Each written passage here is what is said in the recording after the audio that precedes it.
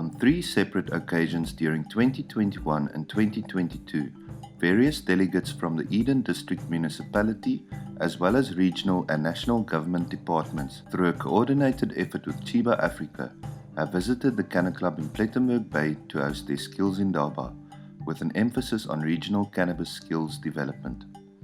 The main objective of these meetings were to introduce government officials to the Cheeba Africa Regional Campus in Plettenberg Bay, as well as the CannaClub and its empowerment initiatives. On each meeting we held lengthy discussions to educate government on the current state of the local cannabis sector, as well as the current challenges and proposed solutions. The operations of the CannaClub and the Cheeba Africa Regional Campus was very well received, and we are delighted to see such positive response from the government side. This video will showcase the highlights of our most recent meetings to give our viewers a clear insight of interaction from government in the cannabis sector. Enjoy the video and don't forget to smash that like and subscribe button.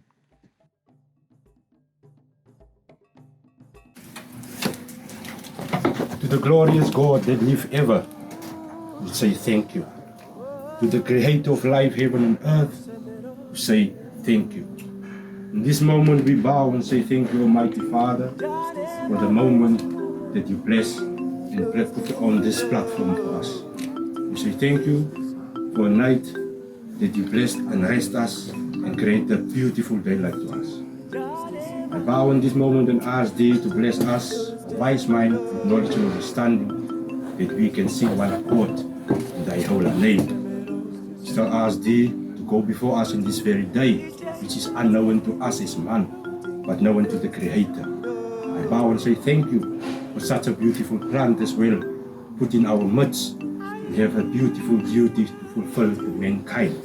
Thank you very much, Creator, and bless us that we can have this beautiful meeting and gathering in one perfect love and harmony. Give thanks to the Almighty Creator. Amen and amen. In front of you, 10, you wait to 10, come straight. You come straight. You come straight. Hello guys. How are you doing? Fine, and you? Awesome. I appreciate it. They told us about this. How are you doing? Oh, yeah. Nice. I'm going to take you guys for like 2 or 3 whole plays. We just want to check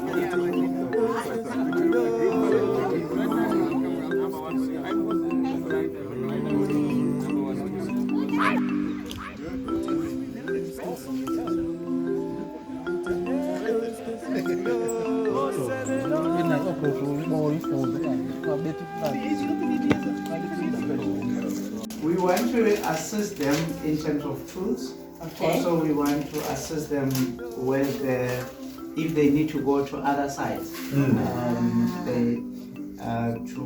do the trimming and whatever. But also from their side, they are also training the other ladies Upcoming also to have skills of trimming and so forth. You have to understand that this has changed the course of how we think. Wow. And I think Paki will echo that and so forth.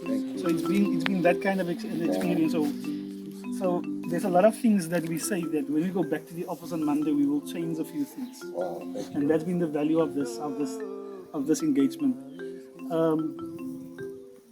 The other people that's contributed to the conversations, we will need you all back here, because I think we've struck a little bit of gold here, and we need the same kind of players starting up also, because I am an absolute novice when it comes to this field.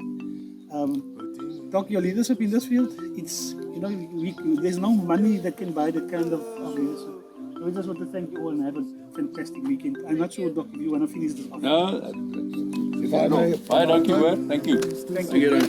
Amazing, thank you so much. We've already thanked you so much for coming, and we want to just finally extend our hand in friendship and in help.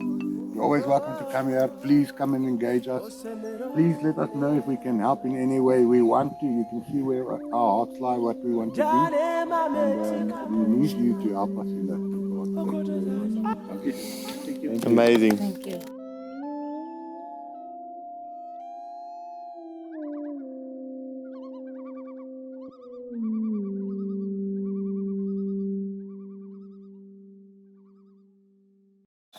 Okay, so the swimming pool we've now converted to become more of a food type of produce, like aquaponics. So we're using fish in the water to give off the nutrients, and then our plants will be in these 4 big beds. And yeah, it's a really nice enclosed system. We can produce a lot of food or cannabis or whatever you want to grow in it, really. And it's a self-containing system which provides its own nutrients. So this is exactly the kind of thing we can set up all over. And it doesn't take up... So this is a food manufacturing plant. It's still in the process. I'll show you guys up there how it works. We've got one in action on that side. Okay, alright. So just to... Then this side, what you guys are looking at, this side, this is our primary production area for the clubhouse. So twice a year, we'll fill this whole place up with small plants. We have a bedroom up there where they grow up this side. As soon as we bring them outside, they start flowering. From the shop, coming from inside to outside, they start flowering. 8 weeks later, we have our first harvest. As soon as they come out, we've already gotten the next batch ready up there, and the next batch comes in. And 2 runs is more than enough for us to sustain ourselves year round. We're lucky here with our weather. We could potentially do 5 or 6 runs, but 2 runs is what we found sustains us. You know? It's a really nice, cost-effective system. You know, there's not a lot of lighting needed or electricity needed. The main cost with this system is the security. It's just the fencing. You don't need greenhouses, you don't need anything like that. And it can really produce a lot, eh? So, very, very nice. What you're looking at over there, that's our worm farms. These 3 beds here. That's where we create all of our nutrients used in this field. So, which is also something that makes us a little bit different to other places. We don't use bottled nutrients and stuff in the fields. We only use nutrients produced on site. So no need to have things traveling far distances to get to the plants. It's quick and easy, and easy to replicate as well. Awesome, we can make our way up to the top greenhouses, and I'll show you guys what's going on there. Daddy, you can come in the night from your Do you have do you have accommodation on this one? Yeah, we do, we do. We put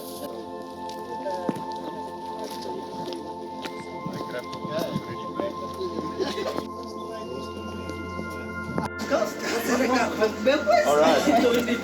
So what you guys are looking at here, this is our main bedroom for the field down there. And then you see we've got these spotlights in the roof. Yes. So every morning and every night those lights come on, and they make sure that the plants are only getting darkness for 6 hours. And that's why the plants are always, they'll never flower in here.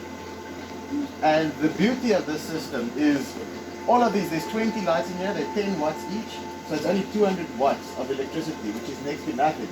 You can run it off of batteries, you can run it off of small generators, anything like that. So ESCOM load shedding and that isn't really a problem because you can run it with a very small, efficient system. You can have it running, up and going. This system here can do 600 plants. We've had up to 600 plants in here, but we try and keep it down to 400 because we can do 400 in the field. So this is something that's very suitable for African uses. You know, cheap to maintain, cheap to run.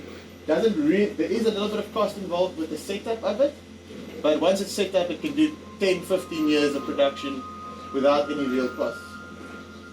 The main cost that we have here is our soil, because the soil is very, very, you have to put the effort and the time into the soil. Yeah.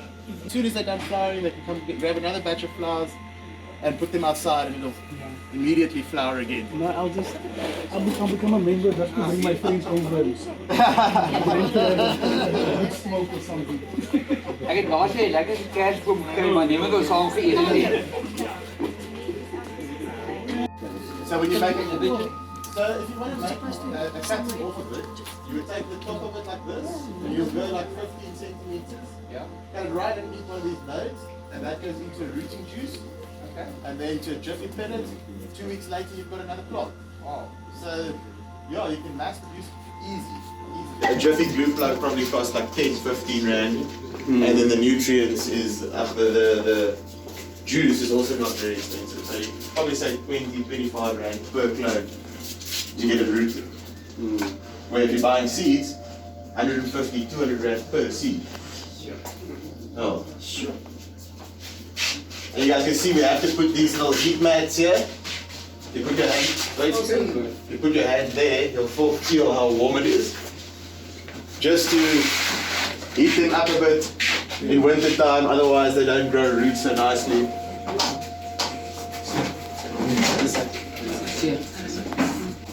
Oh, this is greenhouse number 1.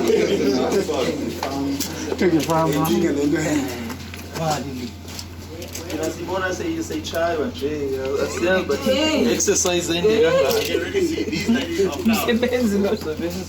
See how they're starting to make their little smell the flavors.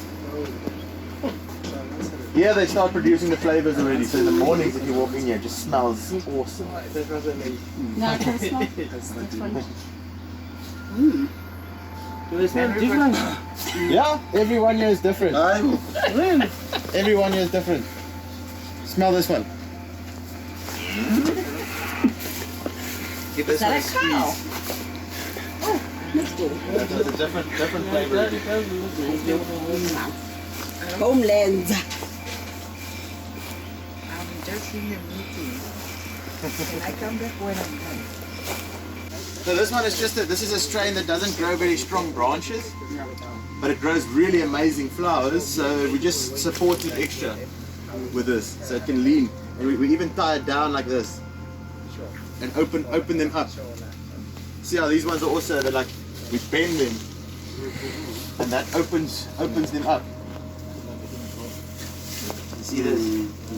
So they refer to that as low stress training, if I'm correct. Low stress training. We also do a high stress training, which is basically where you actually damage the stalk, and then the stalk grows back and it creates a stronger stem, and it makes these balls like that, these knuckles on the tree, which is basically like just a nutrients storage spot for the plant.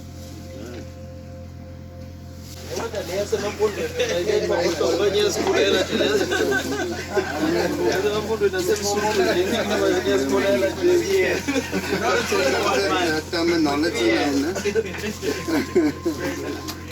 understand the processes. You can see how they're starting to develop. They're starting to go frosty like that, like the white color on it. That's the crystals, the THC crystals, and that's what you want to see. A high quality weed has got a lot of those crystals. The more frosty it is, the better it is, the stronger it is. You can see these little white hairs on top of the bud. And so that is the pistils. And that's like where, if the pollen touches that thing, that every one of those are going to become a seed. So it's called the stigma of the plant, which is the female reproductive organs of the plant. And yeah, then further down, if you look at where that little white hair comes out of the bud, that's your calyx, okay? And that's the actual flesh of the bud, and that's what we smoke. Is that little fleshy part with the frost on it. The THC crystals that he was talking about now, that's microscopical things. If you zoom in on the microscope, you look at it, it looks like a mushroom that's made out of glass. And it's actually like it's got a little see-through stem like that, and then it's got a crystal at the top of it. That is your THC crystal. And that's what makes you high and good.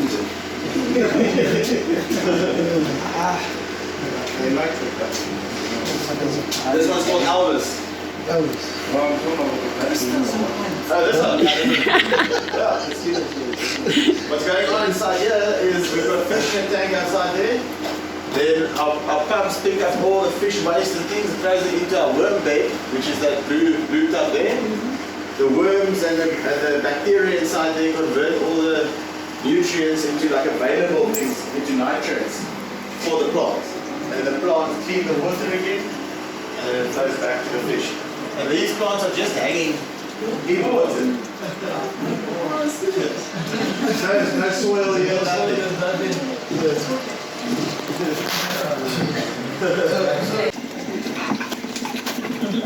Fish for anybody? Fish for lunch. I'll have fish any day.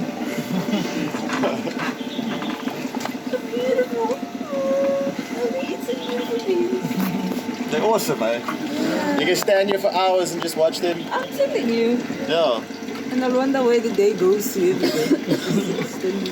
And they created very nice nutrients for us as well the whole time.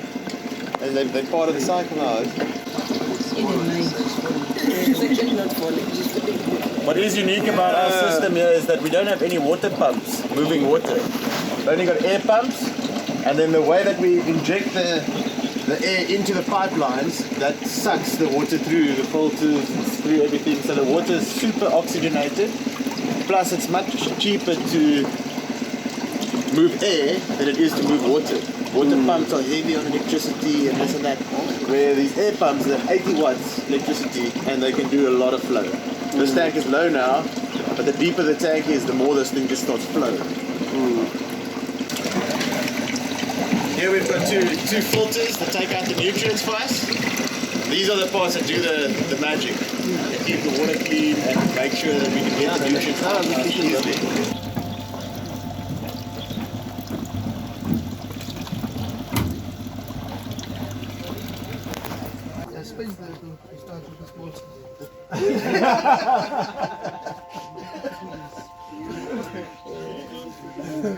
Come and visit you. Think about that.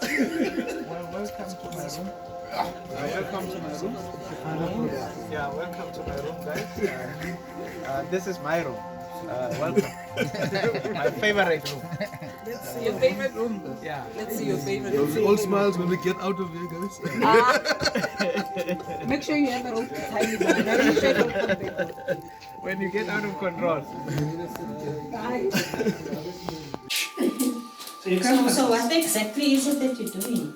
So, You're cleaning, trimming. This comes from the pot, and then you clean it off the tree. Okay. it looks like this, and it's got the leaves still over it. Okay. But the market wants it to look like that, without the leaves, and they just want the smokable pulp. And so they clean it up for us and you know, get it presentable. Or from the offcast they make the rolls. So this is one step of the process. Then from there they also need to, they'll use the trimmings as joints and stuff like that. Make hash. I'm not driving, I'm flying. All the growers want their stuff to be done with by these ladies because they're just the best at it. They do with us, man. Look at this one. Which niggas are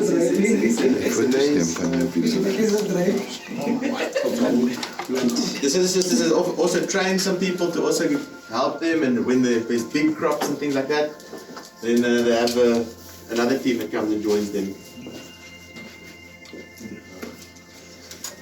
What strain are you ladies doing today? Master Kush. Ah. Master Kush. Is this the one small? Very nice. You have to smoke it. It's not gonna make your eyes. You see when they start, it looks like that. And they take off all these extra leaves and things and make it look nice and presentable. Yeah. Skin cream. See, red. Tea bags. I know there's a basic. We make CBD tea.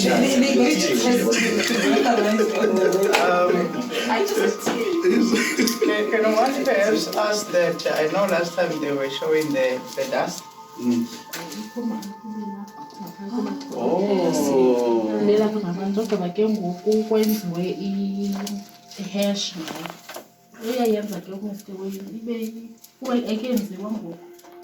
Ibe into idibene ngathi buchocolate so but idibene. Then ke ngoku ikhathi ke ngoku ilantuza iway ithengise iyatshata. That is very strong. Very strong. Very strong. Oh, it's stronger than this? Yeah, it's a Put a little bit extra. You must be in a protected environment.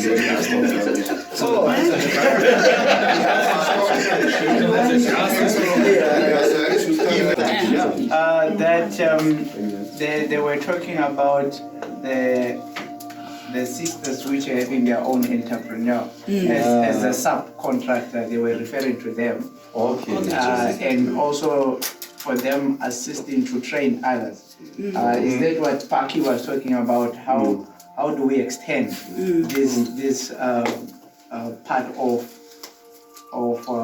empowerment of the woman in terms of training, in terms of as they are training them, those one can also go and open their own places but I think last time when we were here, we're even talking about because we asked them a question of what they will require, and they will require some of the tools. They don't have tools, and from Garden Route point of view, I even said to them, if they are registered, they can apply from our economic development section, where they fund for tools for small businesses. So what critical now is for them to register, then they can apply for those tools and so forth. So that is the empowerment portion which we were referring to.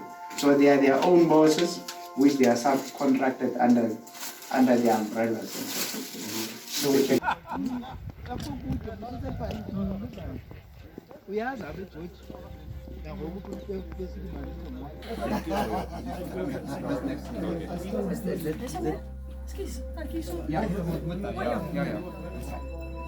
We're excited.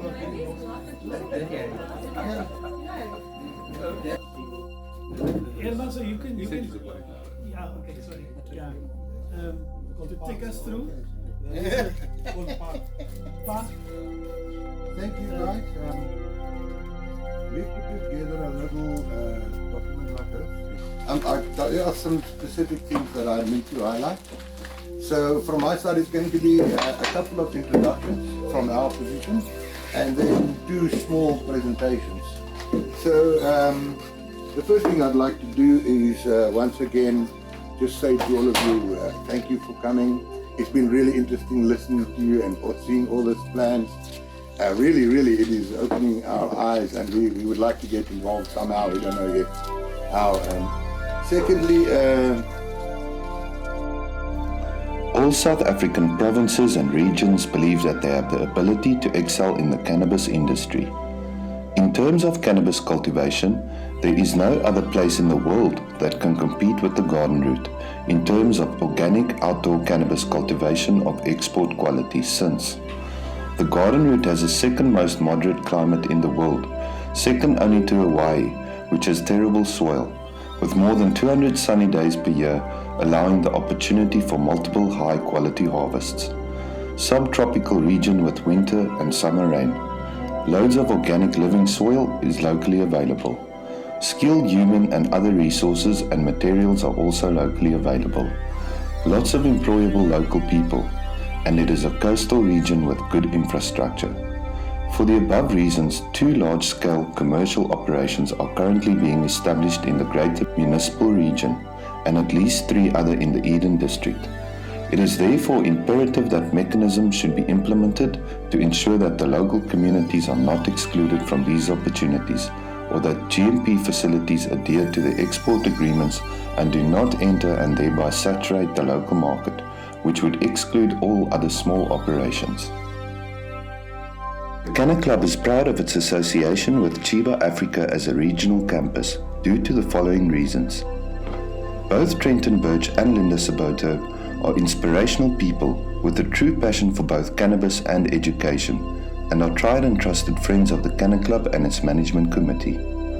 Cheeba Cannabis Academy have established relationships with credible education partners, including the global leader in online medical cannabis education, Medical Marijuana 411, are supported by the University of Limpopo, are Services CEDA accredited, have HPCSA accredited courses, are about to receive the Agri-CETA accreditation, and their Department of Higher Education and Training accreditation is pending.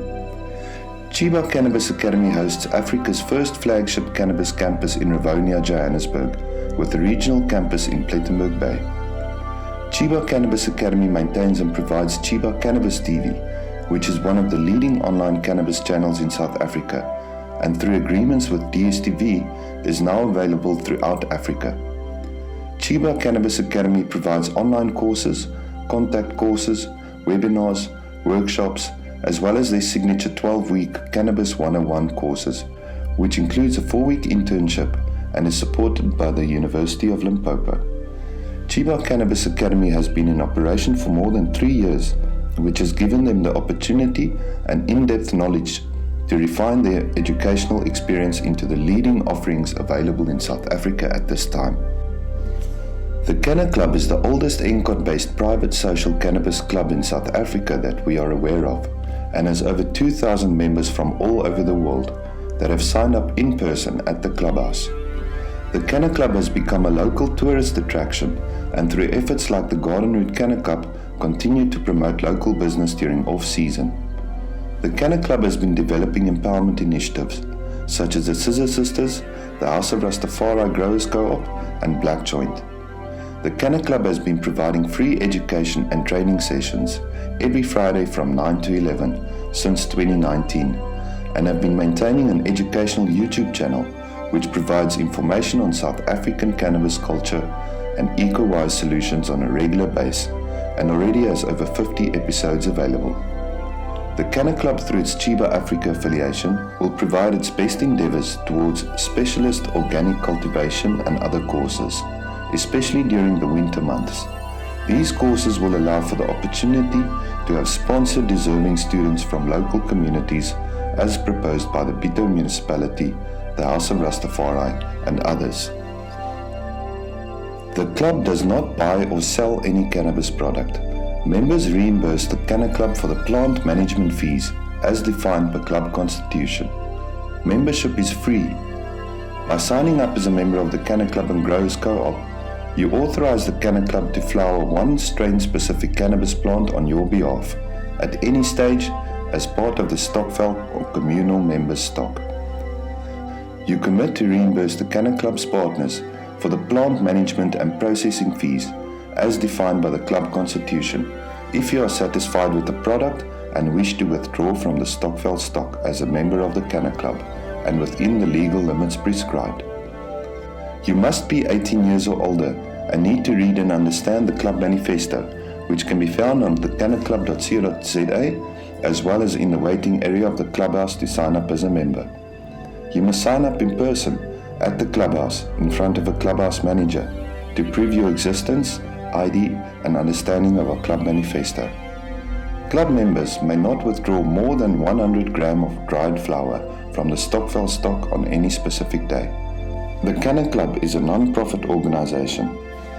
The empowerment efforts of the CannaClub are dedicated to the rapid advancement of the African eco-wise agricultural evolution by providing advanced, small-scale, high-value SMME business and community-based solutions, skills and education that are proven for our African environment, climate and challenges. To empower and enable deserving young black people to grow the finest organic cannabis for export, medicinal and secondary processing purposes, and to establish black growers, black-owned social cannabis clubs and black-owned micro-processing hubs.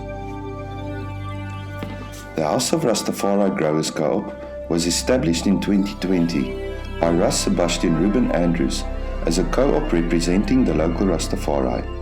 Ruben is also the chairperson of the Bitou House of Rastafari and is assisted by the local cannabis community and the members and management committee of the CannaClub. The goal of the House of Rastafari Growers Co-op as an independent local initiative is to establish indigenous growers, indigenous-owned social cannabis clubs and indigenous-owned micro-processing hubs, specifically on the Garden Route, and to economically transform these communities through this initiative.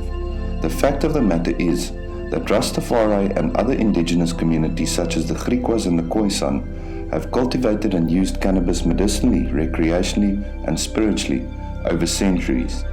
It is therefore logical for them to also be economically active in this emerging sector. The founders of the CannaClub and the management committee of the CannaClub have a long-standing relationship with the House of Rastafari and are committed to providing all assistance possible in ensuring that our Rastafarian brothers are included in the cannabis sector, In fact, it would be senseless not for them to play a major role, since they have the experience in cultivating, processing, as well as small-scale sales of cannabis. The CannaClub has provided free education in many forms, but especially on Fridays for Rastafarian growers since 2019. The CannaClub sponsored a 50-plant grow patch in 2019 for the Bitou House of Rastafari. For 2020, during COVID, 88 high-value female strains were donated to local Rastafarian growers. For the 2021 season, the CannaClub, through its partners APMS, managed to provide more than 200 high-value strain-specific female clones and planters, which was distributed under the Rastafarian youth leaders of 5 different regions, representing the Southern Cape region. Due to the economic imbalances of the past, the House of Rastafari Growers Co-op is still not in a position to be able to open social cannabis clubs. During 2021, Sebastian Ruben was selected to become a lecturer of Cheeba Africa and presented several courses relating to African traditional medicine and spiritualism. Yunela Mochwana joined the CannaClub as a volunteer cleaner in 2020. She was quickly identified as a highly inspirational and intelligent individual. In line with the CannaClub's social responsibility obligations, as reflected by the founding statements in the Constitution of the CannaClub, the Management Committee, through its co-op partners APMS and Green Horizon, agreed to provide all necessary training to advance Yunela. Soon it was clear that she excels at processing, training and leadership. Her own mission in life is to empower SPMs, or single black mothers. From the start, she was acutely aware as a single black mother in South Africa herself that more than 75% of single black mothers do not have a job and are therefore some of the most vulnerable members of our society with regards to exploitation. In addition, there are no opportunities currently for dynamic single black mothers from deprived communities unless they create this for themselves. From the above, the Scissor Sisters were born, as founded by Yunela Mochwana, and is assisted by the CannaClub and its management committee partners. The Scissor Sisters was trained and empowered by APMS and Green Horizon, which are key partners of the CannaClub. The management committee continues with efforts to further develop the Scissor Sisters. Since founding the Scissor Sisters, and after having been CannaClub certified herself, Yunela has trained and certified 9 other Scissor Sisters from the local single black mother community. The Scissor Sisters have become the exclusive processing contractors for the cultivation partners, APMS and Green Horizon, of the CannaClub's members Stokvel stock.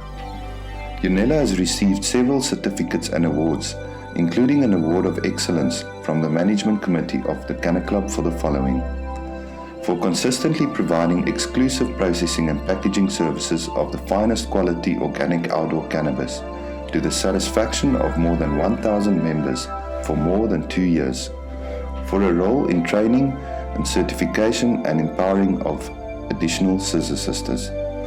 In addition to providing subcontracting services, the Scissor Sisters introduced a second function, which is that of recruiting and placing of single black mothers. To this regard, they have managed to provide several single black mother volunteers for training. Black Joint was founded in 2022 and is owned by Mako Sandile Dlamini and Siamtanda Funani as equal partners with the intention of using their skills in the food services industry as experienced waiters, bartenders, front house managers, as well as coffee baristas, to start up the first black-owned cannabis club in KwaNakatula, Plettenberg Bay, and in South Africa. The CannaClub has provided them with the opportunity to receive training as bartenders and as clubhouse managers. In addition, the CannaClub has provided them with an opportunity to take over the clubhouse management and to supply any other products such as paraphernalia, coffee, cold drinks, food, etc. for their own profits with no royalties or rental fees. In addition, the clubhouse fund will pay for their electricity use and the management committee will provide them with the education and training and managerial skills, knowledge as well as experience to be able to have a successful operation. Furthermore, they secured an agreement with the Scissor Sisters in order to distribute the craft products which they manufacture. The first 3 Black Joint and Scissor Sister products will be Izoli Rollies, Insangu Tea, Ikifi en Indotje Valley Pack.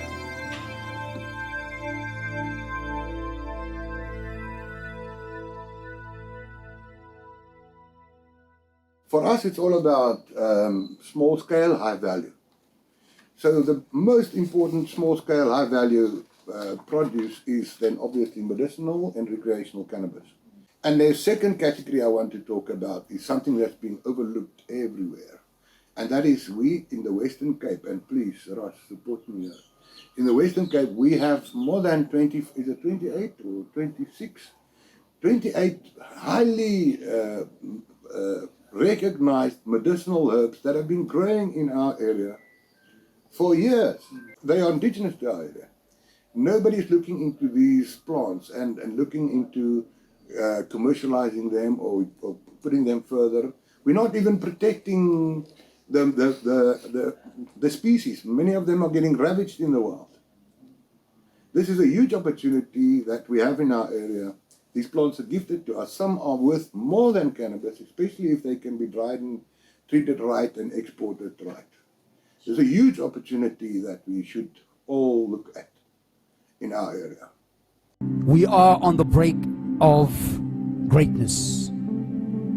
No matter what the government do and how reluctant they are to acknowledge the commercial aspects, because that's what we all want. We want to do business with the plant. And we want a government that gets out of its own way and gets out of the way of the cannabis community. If they don't know how to do it, we've got the plan. Our business is not a new model. It's been in existence for hundreds of years because the hustling is there. They call it an illegal economy. It's simply an economy.